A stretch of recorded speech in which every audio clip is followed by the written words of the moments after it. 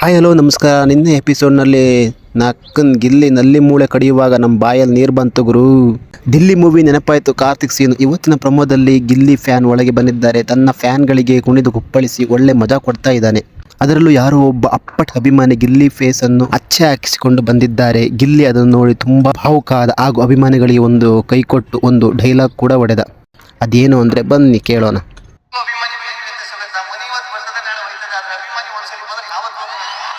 ಈ ಡೈಲಾಗ್ ಅಂತೂ ಸೈಕ್ ಆಗಿತ್ತು ಸ್ನೇಹಿತರೆ. ಬಿಗ್ ಬಾಸ್ ಇಂದ ಗಿಲ್ಲಿ ಮನೆ ಒಳಗೆ ಬಂದ, ಓಕೆ, ಆದರೆ ಬಂದ ಮೇಲೆ ಗಿಲ್ಲಿಯಿಂದ ಬಿಗ್ ಬಾಸ್ ನಡೀತಾ ಇದೆ ಅಂತ ಅಭಿಮಾನಿಗಳ ಅಭಿಮಾನ. ಗಿಲ್ಲಿ ಇದು ಒಂದೇ ಕ್ಷೇತ್ರದಲ್ಲಿ ಅಲ್ಲದೆ ಎಲ್ಲ ಕ್ಷೇತ್ರದಲ್ಲೂ ಬೆಳೆಯಲಿ ಎಂಬ ಅಭಿಮಾನಿಗಳ ಅಭಿಮಾನ.